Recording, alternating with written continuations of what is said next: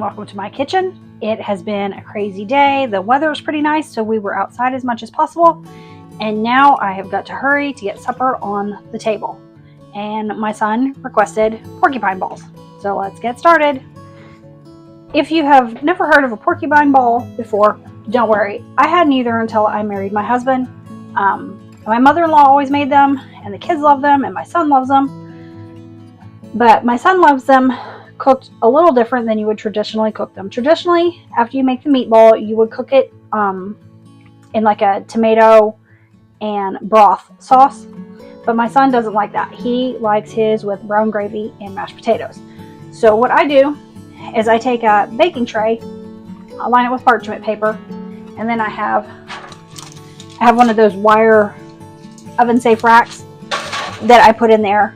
I spritz it with a little bit of olive oil, and then I bake my meatballs on that, and the drippings can just drip down, and that way the meatball's not sitting in the oil. So that's how I cook mine.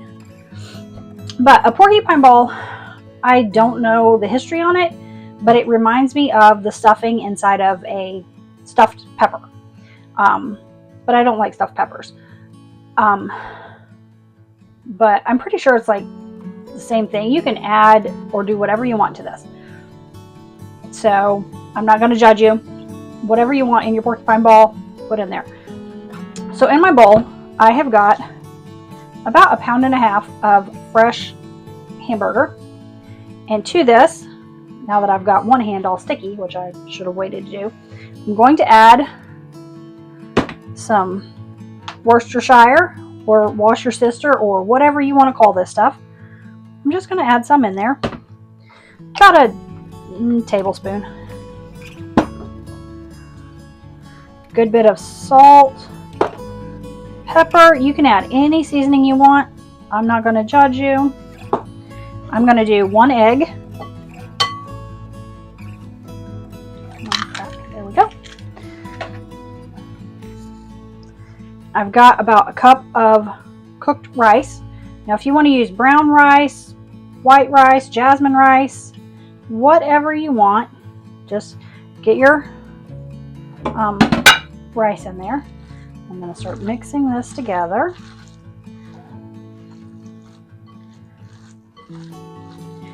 You want your rice to cool a little bit if you're making fresh rice, or if you have cold rice left over, that works great too.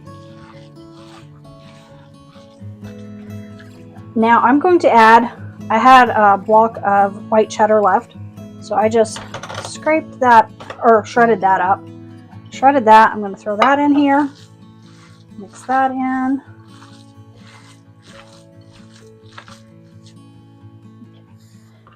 And I've got a couple of garlic cloves here that I'm going to crush in here. Like I said, you can add anything you want. I'm sure there's a recipe out there that's, got actual measurements and sizes. This is just how I've always made them. If you would rather use garlic powder and onion powder instead of using the fresh, you can. I'm just going to scrape all that in now that it's kind of all mushed up.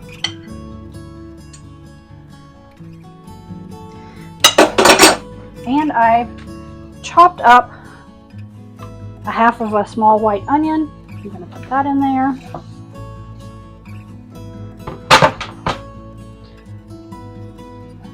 I'm going to mix these up now.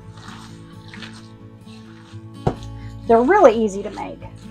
If you have fresh parsley or anything like that you want to put in here, you can.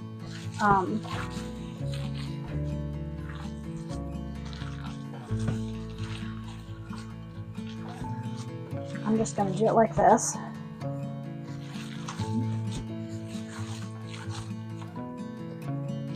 I did think about doing more of a taco themed since, it is Tuesday, but I decided to just go with my regular recipe tonight. Okay, I'm going to get my hands washed off here and get my counter set up to get these balls made. I've got my oven preheating to 350. Like I said, I've already got my tray prepared, and I put a little olive oil on the rack so that they don't stick. And now I'm just going to make my meatballs here, my porcupine balls. See the rice sticking through? That's what makes them porcupine balls, because they're a little bit pokey. I like to make a small handful. My husband and son, I can make them smaller, but my husband and son would rather have a decent sized meatball. And then they put the mashed potatoes down, put their porcupine ball on, and then cover it in gravy. Sometimes I'll set mine on the side and be a little bit more civilized, but not always.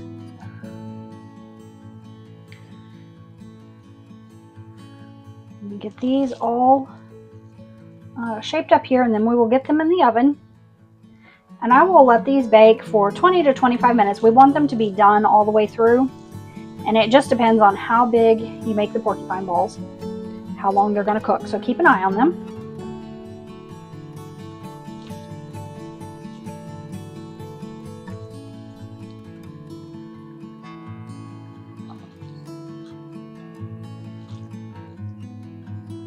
All right, I've got enough for 2 more here. Like I said, you can make these smaller or larger. It's just all what you and your family like.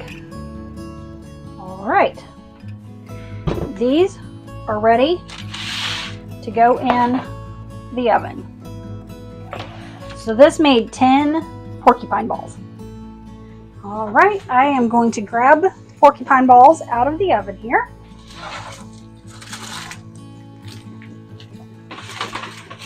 Golden and delicious, and they smell really good too. They're super hot, so be careful. I'm just going to pick one up. There is the finished porcupine ball. I am going to let these cool just a minute, and then I will plate them up and get ready to serve my family. Thank you for joining me today, and as always, happy cooking!